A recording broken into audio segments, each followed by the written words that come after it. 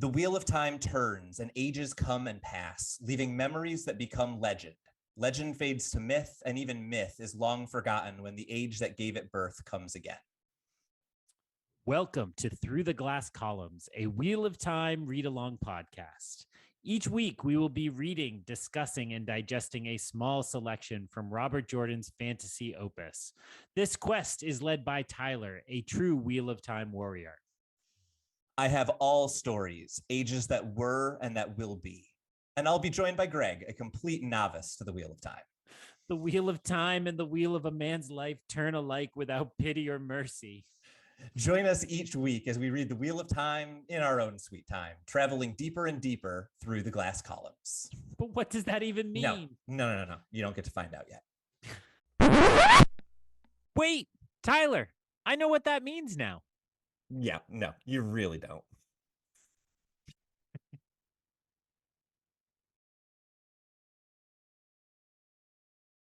Hello and welcome back to Through the Glass Columns, your weekly read-along Wheel of Time podcast. I, of course, am Greg, very excited to be guiding us today through two new chapters from The Shadow Rising. That, of course, flip to the right page of my notebook, is Chapter 45, The Tinker's Sword, and Chapter 46, Veils.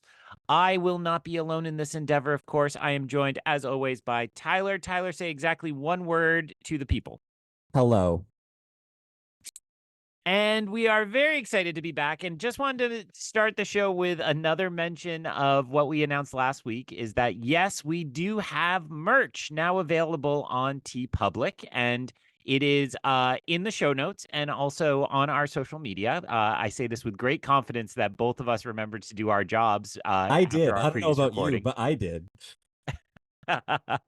And you can check us out. So the art is our current show art, and it is my original very poor photoshopping that has been cleaned up and refined by an actual artist who is our friend Ben, and he runs his TeePublic store, Gonk Squadron. As we said last week, all of our proceeds go to support children in the foster care system in Massachusetts. So even if you don't like us, even if you don't like our art, you should really go buy one to help the kids. Right, Tylor? Say one word about whether they should do that or not.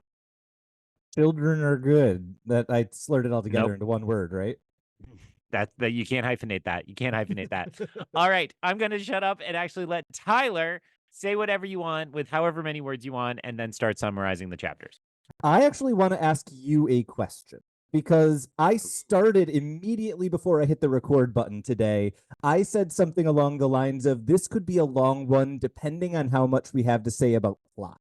And I know that our usual go-to thought is the more that happens in the chapters, often the less we have to say about it. But I feel like the exception to that rule has been at the end of books, when sometimes when kind of plot lines are getting resolved or tied up, it feels like lots of things happen and we have lots of things to say about them. My question is, are we there yet for you? Because this could either be perceived as move the chapters or move the characters around chapters, or it could be like the beginning of the big push at the end of the book. I'm not sure where you're at. I'm going to split the difference and say I would actually say chapter 45 felt more like we're almost at the big exciting part, whereas chapter 46, in a completely different plot line, felt like here's the start of the big part. Okay. So that I'm going to answer with a non-answer and say it that way. My notes suggest that I have more to say about the first one than the second one, although often the length of notes doesn't actually equal out how much I have to say.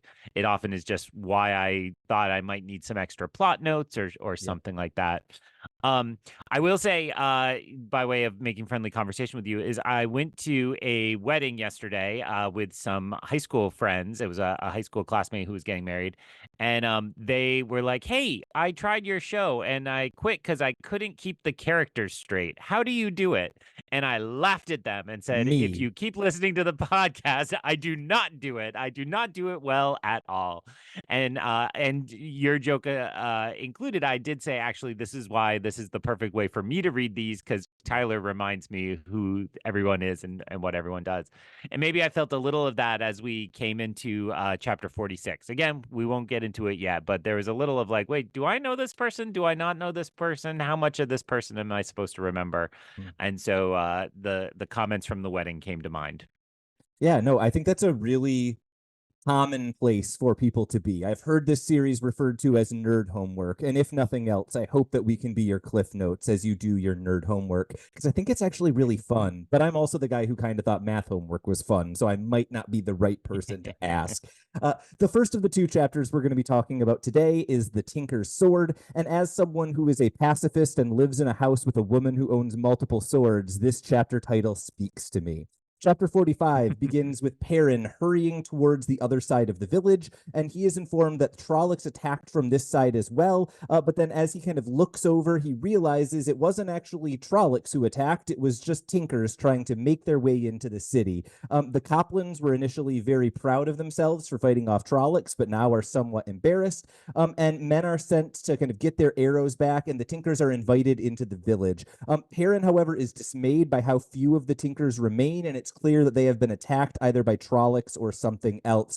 The two Rivers folk are kind of worried about letting the Tinkers into the village. They think about theft and even the possibility that their children will be converted, but Perrin insists, and very quickly the dispute fades, and when Fail mentions it, Perrin says that wasn't Taviran, that was just the people in the two rivers knowing what's right, and as soon as they're told it, they come around to it. We then get a little bit of a description of what happened from the Tinkers themselves, who said the Trollocs came and there was no warning because the White Cloaks killed their dogs, and so there was no way for them to escape. Perrin looks at the smoke in the distance and wonders how many Trollocs are in town and why they have become so active at this moment. Perrin thinks that now is the time to go and sneak after Loyal because Fail is gone to help the Tinkers with their kind of medical issues. But Master Luhan comes up to him. He has an issue, and Perrin volunteers immediately to be a smith if he had time, but he says, no, that's absurd, and instead tells him that there are villagers who have been bothering him, and he needs someone to talk to the villagers. So Perrin does so, and then another person comes up wanting to figure out a better way to bring the shepherds in, and they discover that a bugle would be a good thing, and then someone asks about how scouts are going to be sent, and he has to do that, and then the Fletcher asks him, and then the Cooper, and very soon he has basically spent most of the morning giving advice to people who he thinks don't need that advice at all. Simultaneously, he realizes that many of the boys who were previously hunting the Trollocs with him now are following him around very much like an honor guard, and he is surprised to learn that it was Tam who told them about the companions in Ilion, and that's where they got the ideas from. At this point, Luke arrives in the village with a merge railhead, and Luke seems quite positive about how the village has done, but he also criticizes Perrin's leadership in a number of ways. And Perrin clearly is very frustrated as more and more people keep coming to him. Eventually, he reaches a snapping point when a woman comes to him asking how to take care of the children, and he says, you know how to do this, and I don't. Go do it. Perrin worries that the Two Rivers folk are deferring to him too much, and he makes his way to the inn for lunch. Mistress Elvire meets him there and insists that he take a break from giving orders, and when he is in the inn, he notices that Mat's sisters are all over Aram, but Aram seems distracted by all of the weapons in the room. Fail arrives, and she is wearing an apron and has been making bread, and when Perrin asks how she got by without baking bread, she mentions the cook, and this is completely out of Perrin's realm of understanding.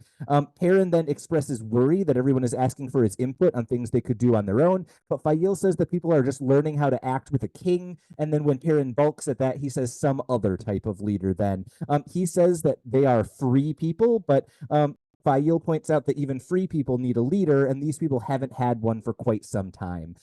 Suddenly, Aram asks who owns the swords in the room, and Perrin tries to reassure him that they are kind of for everyone and no one will hurt him. And then Aram asks if he can have one of the swords. It is at this moment that his grandmother Isla arrives and begins pleading with Aram to continue following the way of the leaf. But he says if he had a sword, he could have protected his mother, and then Perrin says anyone who wants to defend themselves has a right to do so, and offers to find someone to teach Aram how to use the sword. At this point, Isla breaks down and blames Perrin for the loss of her last grandchild, having already lost all of her children. And she says that Perrin has become a wolf in his heart. All of the women seem distraught by what is going on here, but he tells Aram to find Tam for lessons, and Aram pledges in the old way, kind of swearing on his sword, to never forget what Perrin has done for him.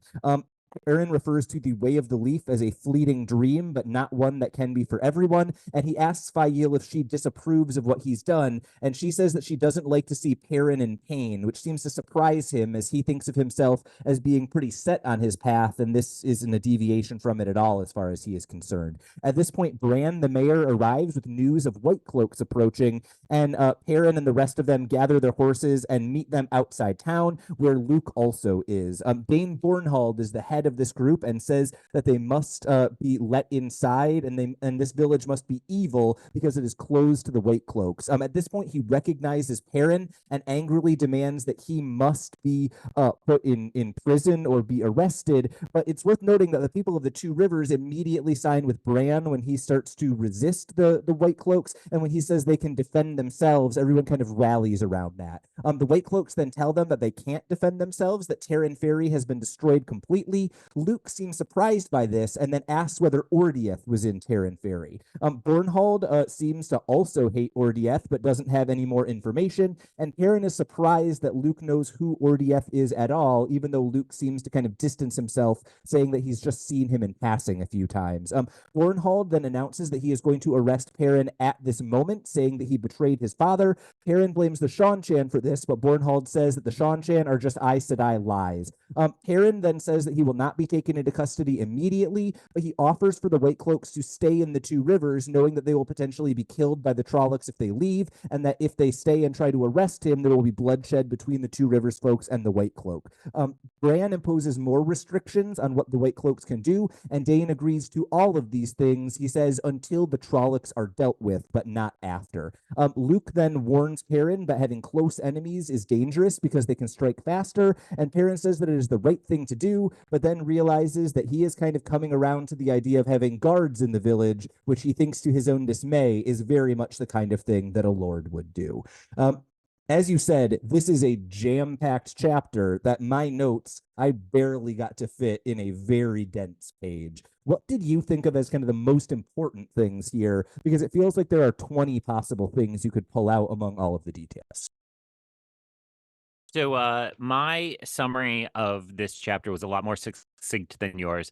I said this is West Wing : Two Rivers, in that it's just that kind of competency porn, I believe is the popular term for it, where it's like, let's just show the actual work of being a leader, and let's show someone doing it well, right? And you know, not that it's flawless, but overall, I think Perrin's like making thoughtful decisions and stepping into the role well, even if he kind of doesn't understand why it's been thrust upon him.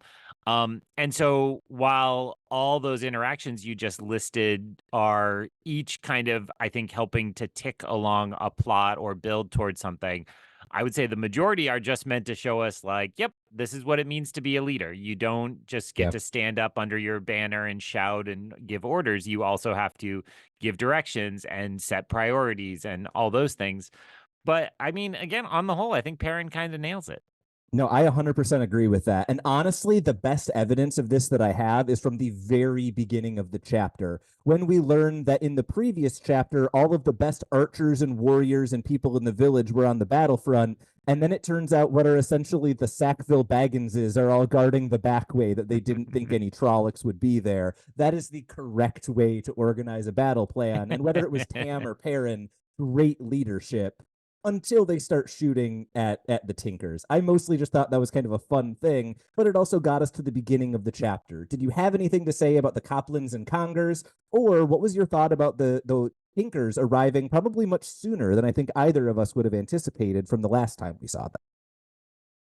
I really liked the characterization of those two families, where it says like they always had a way of inflating their own importance, right? Yeah. And that's where they started, is we fought off these Trollocs. They weren't annoyed at being put at the back. They just wanted to demonstrate that they were, you know, still superlatively great. And so I thought that characterization bit worked nicely, and it felt realistic to people like that I've dealt with in my lifetime, which, is not zero. So Yeah. that worked out really well. And then I was excited that the Tinkers came in. I mean, again, it does feel like that and then two or three other events in this chapter are like, okay, let's make sure everybody involved in this plot line is in the same place for a big climactic final confrontation. Yeah, I think that's exactly right. And as we're talking about the Coplans and Congers and the Tinkers and getting everyone to kind of converge, there's also something in this chapter of like not only are the characters getting in one place, but they're all kind of uniting in terms of objectives, right? Even just a couple of chapters ago, the Tinkers had one way of approaching the conflict, and Perrin had another, and Luke had another, and the White Cloak said something different. And now it feels like kind of their direction is converging, even as their location is as well. And I thought the best example of this was the Coplans and Congers coming along to the idea of the Tinkers being in town, right? It's very clear they kind of go the way the wind is blowing, and Perrin was very easily able to turn them. I'm not entirely convinced Perrin is correct that that wasn't Taviran work, but regardless of whether it was, that shift, I think, felt real to me. I feel like I have been in meetings where everyone is arguing against something, and then like two people say something and half the room changes their opinion. And it's usually the Coplans and Congers of the conversation who are the ones shifting based on what everyone else is saying.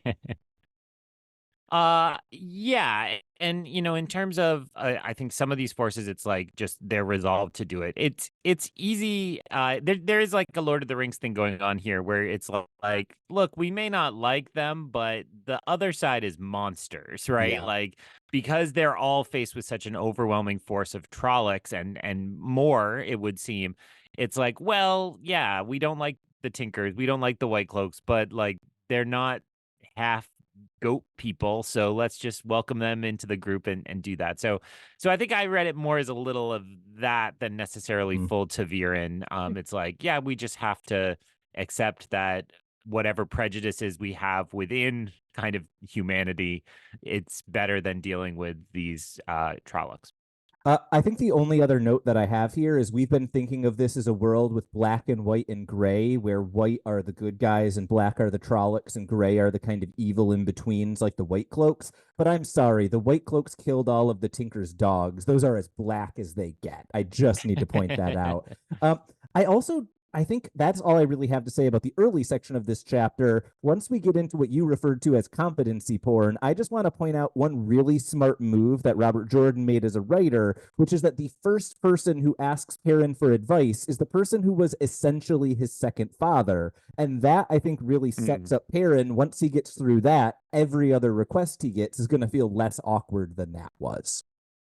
No, that's nicely observed. And my West Wing joke is also because this does feel like the show should stage it as a walk-in talk. Oh, right? 100%. He's just walking through the village, and new person steps up and walks with him for half a block or the equivalent in a small village, and then filters away down another sideway and so on. So I really liked that interaction, and when it started, I thought back to Min kind of talking about the axe or the hammer, right? Yeah. And there was a little bit here of Perrin might still in his heart choose the hammer. He's like, he turns it down, but essentially, I mean, he turns down a request not made, but he's essentially like, oh, do you need some help? Because I know what I'm doing over there and so on. Yeah. And so again, with this theme we've been hitting in this long stay in the Perrin chapters, which we've also just done in rapid succession, it just feels like we've been doing a lot of the like, this is how you show somebody has changed, and Perrin has changed, and he is not the person who should just be doing the kind of respected but menial labor of just hammering out more armors or weapons and so on. He needs to be doing something greater. Yeah, I think that's absolutely right. And I think this is a walk and talk. And when Luke arrives and says, I drink from the keg of glory, bring me the finest murder ale and Trolloc heads in the land, like it just really sells it on that. Your different camera angle tonight reveals that you're not doing that off the top of your head because you Googled that just a second ago. I saw you. I couldn't remember if it was muffins and bagels or bacon and bagel. I knew it was something in bagels. Fair enough. The other kind of thing that I found really interesting here is Perrin's internal monologue, right? Because it's one thing for him to be really competent, but it's another thing to hear how he's kind of not doubting his own ability to make the decisions, but rather doubting the need for those decisions to be made by anyone other than the person who's asking him the question. Which, if we're thinking about Perrin kind of changing subtly, I think that's different from where he was when he was like beginning to lead the boys 3 or 4 chapters ago, right? Then he was like, I am not qualified. Now he's not actually doubting whether he knows the answers to these questions. He just doesn't know why they're being asked. And I think that's a step up, even if he's not acknowledging it. Well, and what is that? A couple days? I mean, we're in that kind of moment again where it's like, how long exactly is passing here? It's not entirely clear. So it is of timeline, a week. I'm sorry, it's 10 days is a week. Okay. So it is, and again, I think I'm experiencing this a little bit because we just to tell listeners, we fell behind on recording, so we're banking a couple extra ones kind of closer together than our normal. Usually we are working week to week, roughly ahead of a couple weeks ahead, but we did these in a half week. So it does feel a little quicker just because of those circumstances. And it's like, oh, well, I don't think that's unnatural, though. When somebody gets thrust into a leadership position, it's kind of a sink or swim moment. And the ones that swim, it's like they level up very quickly into that role. Yeah, no, I think that's exactly right.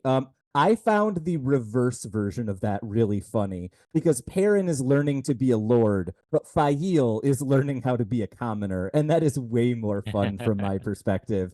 I just thought Fail had some really interesting moments in this chapter, right? She is both much more open about nobility and what it means, and that kind of lets her almost be a tutor to Perrin at a couple of places, but simultaneously she is learning how to bake bread and insists on feeding Perrin as if he were a small child. I imagined her making airplane noises. I don't really have a ton of commentary on this. I thought it was just kind of fun to get her in a bunch of different situations than we've seen before and really see who she is when she's not in kind of passive aggressive conflict with Perrin. Yeah, I thought it was played nice. Now I of course would like a woman to comment on this, but I thought there was a risk to like kind of playing off that she has no domestic skills. And yet I didn't find it insulting to her because we know she's competent. We know she's a hunter. It's skill sets, not like what she should quote unquote know or not. Even if Perrin kind of puts a little edge on it that makes it sound that way. But and then to make the obvious point, it's then just clear like he's thinking like long term. So whatever kind of tiff they had is over, and in his mind, it's just we're fully a unit. How are we going to eat if you don't know how to make bread? And they're both kind of thinking long term now, which I don't know. I actually am not worried about this, but this is right before a giant battle when two characters are talking long term. That's actually usually a pretty bad sign. Just 3 more days till retirement is kind of that feeling, though. I guess I would be surprised if we lost Perrin, which puts Fail on the chopping block, and I'm not suspecting that's about to happen. I will go ahead and fill in Tylor's. I will say nothing about that, and then you can talk about the next topic you want to talk about. Cool. Yeah, that's helpful. Thank you. The next thing that I wanted to talk about is the fact that it turns out flirting with the most attractive person in the room isn't just Matt, it is a coffin trait. Both of his twin sisters immediately find Aram and nurse him back to health within an hour of him arriving in the village. What do you have to say either about the existence of those two characters, which, hey, Matt has sisters apparently, and second, about Aram, because he definitely is the character who gets the spotlight in kind of the middle section of this chapter, and it's really interesting. He makes a fascinating choice that doesn't get explored very much because Perrin just kind of takes it as perfectly logical. What was your take on Perrin, or not Perrin, on Aram giving up the way of the leaf? Yeah, I'm not going to talk too much about the sisters because that's less compelling to me. But this felt really interesting, and I agree, a little underdeveloped. And I think that comes from I don't care that much about Aram, but it is notable that he made the choice he made. I am accustomed to storytelling, so my read on this is he has made his choice, and there will be a climactic moment wherein he is about to actually kill somebody, and somebody will stop him. Because usually these types of stories, it's about affirming a character's beliefs, right? And this would be cast more as a momentary bit of lost belief that he'll recover from than he has really rejected the way of the belief. And from what we've seen of Robert Jordan, I don't think he's about to write a narrative where it's like, and choosing violence is always the right answer, kids, right? Like I think it's going to be something much more subtle than that, but also not reinforcing that message. I think one of my favorite things about doing this podcast with you is that things that I never really thought of as breaking the mold in this story, you tell me what the mold is, and I'm like, oh, okay, interesting. And so I won't say whether Robert Jordan fits or breaks the mold in this case, but that's a really kind of neat place to start, is this is what other stories do, and that lets us think about how is what Robert Jordan doing similar or different from those kind of monomythy type stories that we're so used to experiencing.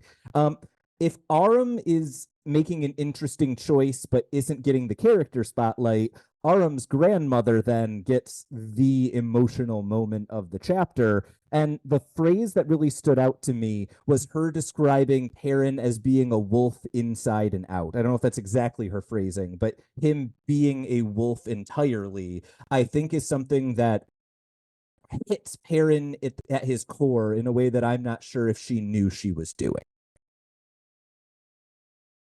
Yeah, and I actually think that that speaks back to what you were saying before, which is that his internal monologue has changed now, and Yeah. this is maybe a little lapse in that where he's realizing the change in himself. And I took that wolfiness not to be cruelty, but just kind of brutal efficiency. Yeah. And if he's the leader and the Wolf King, and he can get one more sword in one more hand to help save lives, that's what he needs. And Yeah. so while he might inside really believe it's wrong that Aram is abandoning his faith, he just has to go with it. Yeah, and then I think that really syncs with my last note on this kind of section of the chapter, which is Fail's comment that she doesn't like to see Perrin in pain runs so strongly against what his internal monologue is saying, but feels exactly accurate of who that character was at the beginning of this book. And so that idea of him trying to make himself change almost faster than he actually has changed, I think really resonates in that moment. Any last thoughts on this section before we get to the White Cloak's arrival? No, let's talk about the White Cloaks, because I would say this is probably if you define the climax as like the emotional high point, the most tension, this was it for me as I read this chapter. Yeah. Whereas there was good emotion in the RM plotline, and I'm worried about that character, I cared much more about the stakes of what was happening here. Yeah, I think that's right. This is the place where we see a bunch of characters who haven't been on screen together yet converge. And then to me, kind of the core of this is what each of them believes about Perrin, right? Because we don't know what Luke is thinking about Perrin, but it's clear the Two Rivers folk are kind of completely behind him at this point. It's clear, I think it's Jarrett Beyer is with them, like wants to murder Perrin at all times. And Dane Bornhold is kind of coming from a place of grief and misunderstanding. And so he, I find to be the most compelling character there because you both understand exactly what Dane Bornhold is thinking and what he wants. And because we've read it, that he's wrong about the motivation for that. So I'm curious. I know that you love Dane Bornhold primarily because of his father's first name, but other than that, what did you think about this character here? Because it's the first time we've really gotten any real light shined on him, maybe since the first or second chapter. Well, it's one of the few villains in this series that we've experienced who is actually following the rule, which is the bad guy should not think they're the bad guy, right? Yeah. Like he is wonderful because he thinks he's righteous, right? Yeah. And you just said it. We know he's wrong, but if Perrin is actually a tool of the Aes Sedai that murdered the head of the White Cloaks to get evil powers, then yeah, he should absolutely not care about any of these explanations, not care about the Trollocs and just murder him. He's Yeah. a greater threat. So I found him compelling and the confrontation compelling. It made me really appreciate Perrin's leadership again because he kind of threads this needle perfectly, Yeah. right? He finds a way to say, I understand. I will deal with your grievance. I'm not dismissing it. It's valid.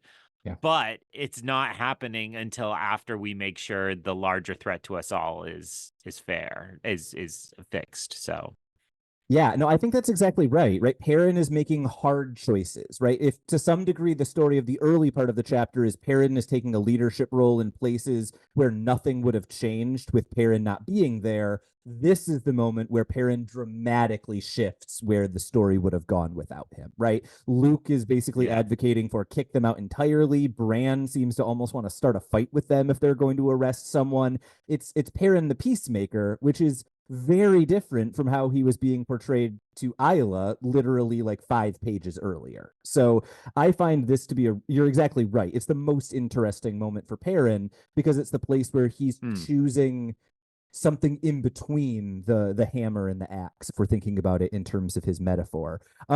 If Perrin is really interesting here and Dane Bornhald is really interesting here, the other character that I couldn't take my eyes off of was Luke, both because he seems to want to assert himself more in this instance than he has in most of the other places he's butting head with Perrin, and also because his interest in Ordieth and his immediate questioning, was Ordieth at the city that was destroyed, Terran Ferry, immediately raises red flags for me, right? Like, what is their relationship with one another? Why was Luke surprised that another village fell when he's seen so much kind of signs of Trolloc violence, right? Something felt off for that character for me, and I kept looking for the clue of what did it point to, and I think at this point it's just warning sign with no clear indication of what it means. What was your take on Luke in this section? Well, and this is informed by a text message conversation we had where our friend Ben was like, "Oh, I'm much more worried about Lord Luke than Greg is," and I was like, "Well, I am worried about him. I just find myself not really taking him seriously." And part of it is that early chapter appearance with the Trolloc head where he's like, "Look what I did. Look." I'm like, I think you found that behind a tree, Yeah. right? And like he's not like a serious thing. So my exact phrasing, I probably should not say so we don't get an explicit tag, but I said clearly still a jerk, but it started with a D. Yep. But still doesn't seem dangerous, right? Like he just seems like I can't take him seriously. He seems like a bit player, right? If there's a good like crime movie, he's the wisecracking henchman who's got all the better ideas and tells the mob boss how this should be run, but is going to just like hightail it out of there once the mob boss falls, right? Is not Totally. actually going to like take over the organization and lead this and be the successor or something like that. I I'm just want writing a crime movie actively on air. I don't know what movie this is referencing. I just need you to know you're allowed to call him a dink. That would not get us the explicit rating, but it's fine. I was trying to figure out the right one. Dink is close enough. Yeah. My last note of this chapter is I think Perrin recognizing that he himself is starting to think like a lord when he thinks maybe I do need guards. I thought that was just a really great moment for that character who's kind of been resisting that change all chapter and then finds himself going along with it the second that it makes sense, which means he's coming around to it, right? He was even fighting the logic relatively recently, and now he's kind of getting swept up by it. Yeah. And I ended this chapter like, I think this was a successful kind of penultimate moment. And I Yeah. don't know how many more parent chapters there are, but this feels like we are about to get into the real battle, right? What comes to mind is that great Game of Thrones episode that took place the night before the battle. And it's Oh, like, yeah. that's what we're doing here. We're cleaning everything up so that when the battle comes, we can see the outcome and then put all these plots in order in our minds based on that outcome once we see what it is. Now, the more I think about that, the more that episode of Game of Thrones is like the Matrix's early 2000s. It's like this was the best moment before everything fell apart. So, yeah, remember that episode fondly. Uh, Yep. They didn't make any more after that one. That was it. They just stopped there. It was weird, but it worked. If we're playing that game, there are only 6 mainline Star Wars movies, but let's instead move on to chapter 46, Veils. Egyanin is disgusted by the conditions in Tanchico, but also thinks that it does make it much easier for the Shan-Chan to eventually come in and solve all of the problems. She follows Gelb and several other men who are with him, knowing that they intend to capture another woman, and she's worried that it will not be one of the ones she is looking for, and she's hoping she can stop them if it is not. She also regrets that one time she paid Gelb for picking up the wrong woman, and she thinks that is why he is so aggressive from then on. At this point, she notices a man who has been injured and says that he was only asking for coin. And because of that, Egyanin has lost Florin Gelb in the crowd. Eventually, she finds him, and then she sees 2 women, one with red hair and one with a braid. And one of them is close to the description, but it's clearly not them. We then switch into Elayne's head, who is telling Nynaeve that they need to start using sedans because it is too dangerous on the streets. But Nynaeve insists that they shouldn't need them. And Elayne is thinking about all of the times that she has been robbed in the past week or so. Despite the fact that their disguises are working well, they just are not safe on the streets. But Nynaeve refuses to admit that anything has gone wrong, and also, interestingly, refuses to admit that she has now gotten a taste for fine clothing. We do learn, however, that in Tanchico, almost all of the women dress in extremely form-fitting silk dresses, and while it covers everything, Elayne feels like these are very scandalous dresses. And as someone who has seen way too many college students in bodycon, she is right. They think about Amos and Teleron Riode and how it was a surprise that Perrin was not with Rand, but also how Amos wasn't especially helpful in any way. And Nynaeve suggests that Perrin ran off, but Elayne doesn't think that is likely. Elayne then keeps spitting out her veil, which is a funny thing that I will note later. When someone tries to grab Nynaeve, she fights off 2 of them with a stave, but there are still 7 more. And Elayne thinks that they are after her because she is the daughter heir of Andor. And she also thinks that neither she nor Nynaeve can really channel, because if they do, they may immediately be noticed by Black Aja and bring them down on top of them. At this point, Egyanin arrives and tries to help out. Elayne cries for Andor, which seems like a dumb thing to do if you're worried you're going to be kidnapped for being a princess. And then when one of the men is about to stab Egyanin, Elayne channels to stop it, even knowing that it will potentially cause issues. Once all of the brigands are gone, Nynaeve thanks Egyanin and invites her to the inn with them. She agrees and acknowledges that she did notice them channeling, and she introduces herself. The girls note that she has an odd accent, but haven't picked up on what accent it is. Elayne tries to strike up a bit of a conversation with Egyanin, but Nynaeve chastises her for not waiting until they are out of the crowds. Eventually, they arrive at a mostly empty inn, but Julian is there, and he immediately tells them that he found the Black Aja, but he says they left their house the day before. He says that he investigated it, and Nynaeve berates him for entering and potentially triggering a trap, but Nynaeve and Elayne, when they are asked by Egyanin, basically contradict each other about whether or not he is their servant, and this causes a bit of consternation. At this point, the innkeeper leads them to a private room and compliments their hair and dress, even though she was the one who provided them, and she also says that she is going to provide them with guards. And then at this point, Egyanin is finally alone with them, and she expresses concern about the fact that they are Aes Sedai, but are allowing servants to criticize them, and she clearly knows that at least one of them is a noble and doesn't understand why they are interacting with the commoners the way they do. We know that this is because the Shan-Chan have very different rules about how to act around nobles. They tell her, once she starts asking about Aes Sedai in some detail, they basically tell her that she clearly can't channel, but she can learn, or she could learn, and this is news to her that anyone could learn. And so she offers to help them find the Black Aja if they will tell her more about the Aes Sedai. They deny the need for her help, but agree to tell her what they can, and they ask, and at this point, Tom bursts in, saying that the White Cloaks have seized the Panarch's palace. At first, they say that this seems irrelevant, but he says that the council didn't vote for Amathera, which is odd, and oddities are important, and they should be able to track it to something much more important or more related to what they're doing.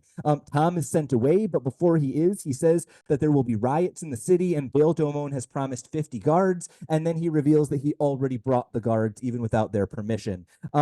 Elayne immediately says that she needs to leave, but she says that she will return to ask her questions later, and the girl notes that she recognized Bail Domon's name, but they don't think much of it. At this point, Rendra, the innkeeper, arrives and asks if they want to see a woman who asked after them, but described them extremely accurately, even though she didn't know their name. The girls immediately worry that it is the Black Aja who have found them, but when the woman enters the room, she is not familiar to them at all. Suddenly, the woman begins channeling, and both of the girls release the source, and then immediately begin obeying all of her commands and seem desperate to please her. The woman dismisses them as being kind of weak and says that Nynaeve might be something, but she has blocked herself. Nynaeve admits that she is afraid of her own power, but then when the woman says that they should be joyful, both of them start smiling and stop talking. She asks what their purpose is in the city, and they give an enormous amount of detail about it, and they describe the house to her. She tells them to empty their pockets and also reveal if there are any ter'angreal or any other devices in their room. It's worth noting Elayne and Nynaeve go along with this command perfectly, but also do not reveal the ter'angreal on their person because it was not included in the letter of the request. She learns Rand's name from them and comments that he is not the same as he once was, and she also comments on a couple of dead Forsaken, naming a couple of them, including correctly noting that Ishamael is one of the Forsaken who has been killed. She then basically gives them a story of what they are going to remember when she leaves, and then she does, and the girls return to their earlier conversation, more or less not noticing that this woman was there at all. At this point, Elayne is whose head we are sort of in. It's almost like a third-person thing at the end of the chapter, and she is studying some of the guards, worrying that one of them will recognize her from when she was with the Shan-Chan army and boarded Bail Domon's ship, but she is kind of confused by the conversation that she's just had and kind of lets it go. We then learn that there is a filthy man watching her, the person who injured the man earlier who asked for a coin, and he is apparently keeping an eye on the inn and will get more details once he finds a way inside. That was a lot of stuff from a few different perspectives. What was your takeaway? I know earlier you said the previous chapter you had more notes on, but a lot happens here too. Yeah, and I would say the kind of main impression I had from this chapter was that we begin with kind of seeing how savvy and strong Nynaeve and Elayne are. Yeah. And then by the end, we see that they are just completely out of their league and overmatched. And I think that was purposefully a bit jarring. The way we saw them just like it's not even remotely close. They now have given up all their best information to their enemy and are left totally clueless that they did so. And this felt like a new power. It felt I'm gonna forget which of the Harry Potter deadly curses it is. Imperius? Imperius, something like that. But certainly not like something we've encountered before, I don't believe. Yeah. Although I think we now know that we should question whatever somebody has done before. And could they have been working that? And that makes the who's a Black Aja question much more difficult as well. Two quick notes here. One, the woman in this chapter refers to what she is doing as compulsion, and so that's going to be a phrase that we can use as a shorthand for this. The other thing worth noting, I don't think we have seen anyone do compulsion in this way, but it is worth noting Liandrin has kind of a trick that she does where she plays on people's fear and gets them to do what she wants, and that maybe feels like the knockoff version of compulsion, if you will. That being said, we're talking about the end of this chapter, and first, we need to talk about the fact that Nynaeve knows how to defend herself with a staff. We really don't. I just don't have many things to say about the early section of this chapter. What did you pull away from everything kind of before they arrive at the inn? Well, I do think that's the portion that just makes sure it's clear that these are not helpless Yeah. characters, right? That these are competent and skilled, and though they are small, they are mighty, right? Yeah. That they are totally physically outmatched by these seemingly big burly sailors who have been hired to capture them. Actually, the beginning of Force Awakens, which maybe is one of your 6 Star Wars movies that exists. It is. I just get rid of the prequels. I think that feels like when we see Rey fight for the first time. Yeah. There's a funny gag where Finn is gonna go rescue her and then sees how competent she is and is like, "Oh, actually, no, I'm not going to do that." Yeah. And so I think that's the kind of feeling I got, was like, yeah, this is somebody. These women can now take care of themselves, and we Yeah. shouldn't worry. But that is completely reversed, as I said already.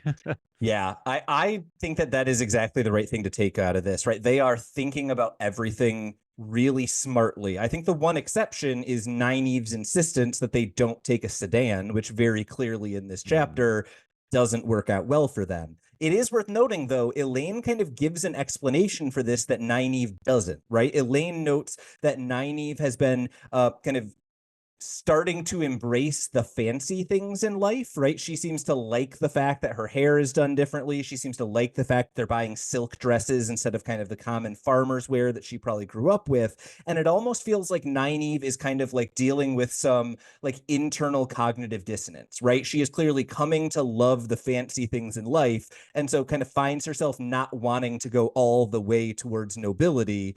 And I think that is maybe what's holding her back from that decision. That is one note that I had at this part of the chapter. The only other one I had is something that I missed my first like 3 or 4 times through this book and only picked up when someone else pointed it out online. You will notice that everyone in this chapter, all of the women, are wearing veils, and none of them have issues with veils getting in their mouth except for Elayne. Any idea why?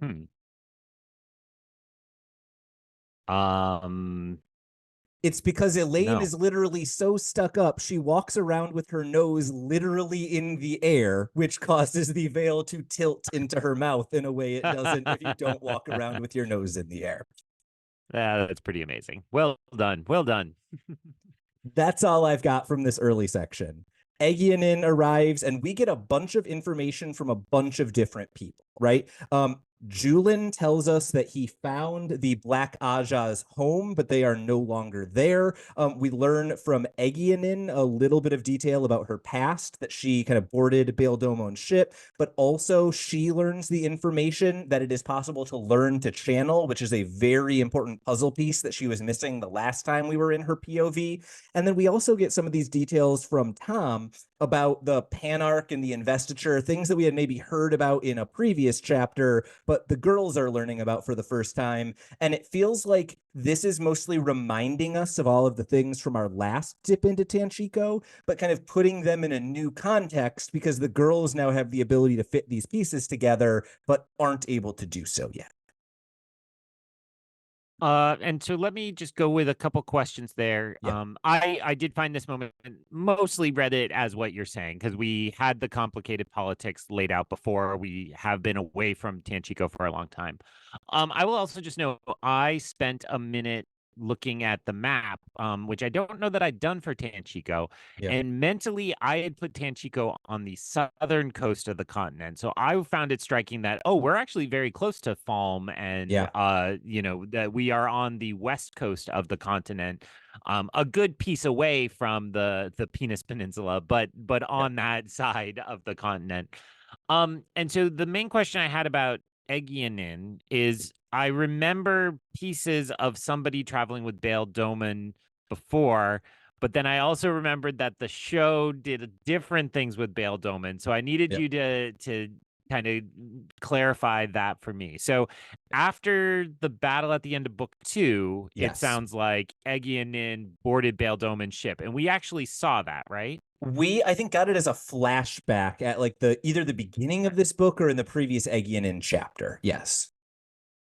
Okay. And then we had previously been in Egyanin's head. This was like she was looking out the window as the ship arrived. Yes, Right. exactly. And we were like, that's the ship. They arrived, and was scheming and thinking about kind of all these things. So The right read on her is she is a malevolent force who's been kind of manipulating these things around these women and trying to capture these women and stop them, and is playing naive and kind of silly to trick them. I think the only thing that I would potentially dispute there is what her objective is, right? Because in the last chapter we were with her, it became very clear that what she is primarily interested in is Suldam, right? She is one of the few people from Shanshan who knows that Suldam can channel. And so my take here is not that Egyanin is kind of actively working against Nynaeve and Elayne. It's more that they are kind of at the moment working in the same direction, despite the fact that they are Aes Sedai and she is Shanshan. And so the interesting dynamic is like the issue she is working on, she is actually as naive as she seems, right? She knows nothing about channelers, and it is legitimately a revelation to her that you can learn to channel instead of only being born with the spark. So yes and no. I think you've got the general read on her, but be very careful about what her objective is, because she's not looking for new Suldam. She's looking for previous Suldam who had been collared, and she wants to use that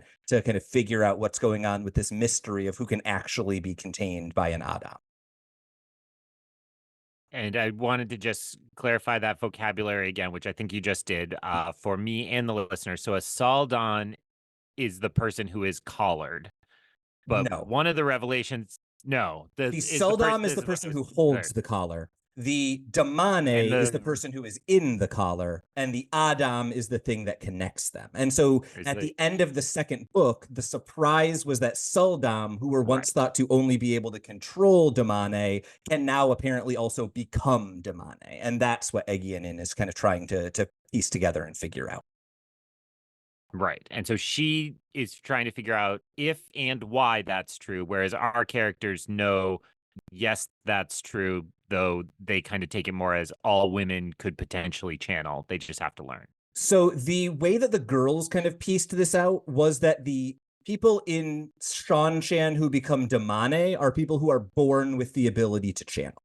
But women in Shanshan who can learn to channel but are not born with the ability, they are not collared because they can't channel naturally. Instead, they become Suldam, which means that once they are Suldam for enough time, they basically learn to channel, and that is why the Adam can hold them. And so that's why I keep saying that piece of information that channeling can be learned is kind of the key piece for Egyanin, because that is the thing that let them figure out who are Suldam and who are Damane that she has still been unable to piece together. Okay. All very helpful. I don't have any comments on it, but check. Got that. We clarified all that. Excellent. The only other kind of note in this section before our mystery woman arrives that I have here is everyone is helping these girls, right? Bail Domon gives 50 guards. Egyanin offers to help. The innkeeper has guards for them and is going to find them a sedan. It seems like everything is kind of coming up our main characters here. And I know that our story of who is Ta'Virin has thus far been Rand, Matt, Perrin, and I keep wanting to add Egwene to that list. But boy, does it just feel convenient that everyone is finding the details at exactly the right time. I don't think it's Ta'Virin work, but it kind of feels like it a little bit, right? Yeah, I like that. It's almost like kindness in the place of Ta'Virin, right? Yeah. It's like when you are working for good and you are kind to people for the most part, like you just are going to get help. And Yeah. you know, again, it feels like everybody who you just listed as helping them can sense something really wrong is about to happen in kind of the powder keg sense. So they want to help ease that tension however they can. Totally. At this point, a dark-haired woman, but not the most beautiful woman in the world, which makes me think not Lanfear, arrives and channels and drops a couple of hints that I want to make sure we pull out and then get your thoughts, right? So one, she refers to the Dark One as the Great Lord. Thus far, only Forsaken have done that. Second, she refers to their brand new clothes as being odd and very different. That kind of pegs her for me as someone from the past or somewhere else significantly different from where we are. She refers to compulsion as compulsion, and she refers to Nynaeve's difficulties with a new phrase we haven't heard, a block. All of this makes me go, ooh, I think we've got a new Forsaken on the block. Was that your take as well, or were there any other details here that you found especially interesting? No, that's exactly where my head was. I didn't even actually consider land fear. I just figured, basically every time we've gone to a new city in chaos, there is some Forsaken there stirring up trouble to prepare the way to get ahead in the game and be the best pupil of the Dark Lord. So it felt to me like, oh, this is now, and I like that there are women in the mix of that crowd as well, right? An older fantasy, it would be the 12 Lords of the Dark House or something like that, and so it was like instantly, it was like, well, and just that her knowledge of the one power and abilities with it are so far beyond. It just screamed Forsaken to me. I really like that, and also like the fact that even though she is so far beyond them, she does acknowledge Nynaeve, if she ever learns to channel without being angry, is actually someone to contend with, right? And I think that kind of puts us on the power scale. We know Elayne is one of the most powerful Aes Sedai once she eventually reaches her talent, right? That's what we've been told. But Nynaeve is a step above, and it seems like Elayne is maybe still a step below one of the Forsaken, but Nynaeve might eventually reach that level. The only other note that I have here is this is just really well executed, creepy, right? I think there is something definitely that feels wrong about the narration in this section, and I kind of just have to give Robert Jordan credit. Like, it works really well how Elayne never resists, and it feels like she's going along with it of her own free will, but it also just feels incorrect at every step along the path. Yeah, and I think it is a danger to, or it is a high, let's see, no, not going to try. I was going to go for a par metaphor, and I can't do it. I'm not smart enough. But it is a high difficulty move to give this kind of circumstances while in the head of the character experiencing it. 100%. So that is a high difficulty curve, and yet I thought it came across really well. And like you said, it was unsettling because in a book where you're always in a character's head, that's all we have. And anytime it's become unreliable, I think has made us feel unsettled. And we just experienced this recently with Perrin kind of hiding his pain. And so this feels again like, oh dear. I would say the one part where I might just give him an A minus instead of an A is where they have to he has to signpost that they were following the letter of the order, even if they were under compulsion to do what they had to do, but still had that bit there. I think that to me feels like later it's going to be important that they can't lie. So he really had to signal, no, I didn't break this rule here, because again, he wasn't writing at the right time. But some angry nerd on the internet would be like, well, actually, when they were under compulsion, they should have showed where the Terra Angrial were. So to show that there was a loophole here seems to me to clarify that we'll need to know that later. Yeah, no, I think that's spot on correct. I was also going to point to that moment as I think being kind of really important, right? Because I think it gives us the rules of this new power, which I think is very helpful to have. The only other kind of, this is a reference that I'm not even sure you will get at all, but one of my favorite things that exists in Dungeons and Dragons is the spell Modify Memory. And in like 4 or 5 different campaigns that I've seen online, mostly Critical Role, but also like Dimension 20 and a couple of other places that play D&D in public, anytime that a character breaks out Modify Memory, horrible or wonderful things happen on screen. And this feels like a really great kind of example of what that would look like from in the head of someone who has Modify Memory cast on them. And I think it's just executed really well. I don't have anything else to say about that. If you don't mind spoilers for Critical Role, just Google like Jester and the Hag. It is one of the best 15 minutes of podcast you will ever get. don't if you don't want to be spoiled on it. Outside of Through the Glass Columns. Other podcasts. I mean, this we don't have any minute that's not pure gold. I'm so sorry. We are not even close to Jester and the Hag. Like, we might be number 2, but there is a wide gap between us and that moment. Thank you for reminding me. We are on a podcast at the moment, so I probably shouldn't degrade our own. Well, and that's why when I had the funny encounter at the wedding, it was very funny to be told, like, well, I tried to keep up with your podcast, but didn't hold me. And I was like, fair. Valid. But that'll be my way to transition and say, I thought these were a couple excellent chapters, and we do appreciate anybody who has stuck with our podcast and come with us up through this far. So I'm reading you correctly. You're good, right? Yeah. My only last thought was it's weird we get 2 point of views in one last section, but I don't have anything to say about that. Yeah, and that just felt like a deep tease for the future. Who this dirty person is will matter, but it's just starting that pathway forward. So well, even though we are both just so excited to be pushing towards the ending, we are gonna have a single chapter week next episode. And this is because chapter 47, The Truth of a Viewing, is long, and Tylor suggests very good. So it may just be one chapter, but hopefully we're in for some exciting things. He said read the first sentence to get excited, and I didn't because I want to wait and read it all together at once. But we will do so next time when we hope to see you again through the glass columns. So ends another episode of Through the Glass Columns. We thank you for joining us and continuing with us on our quest to cover all of the Wheel of Time in our own sweet time. This podcast features original content developed by Tylor, Aram, and Greg Cass, and is not in any way affiliated with, associated with, or condoned by the Robert Jordan Estate, Tor Fantasy, or Amazon. All content is intended for entertainment and educational purposes only. If you're enjoying this podcast, please seek out the books from your local bookshop or library and join us as we continue our journey.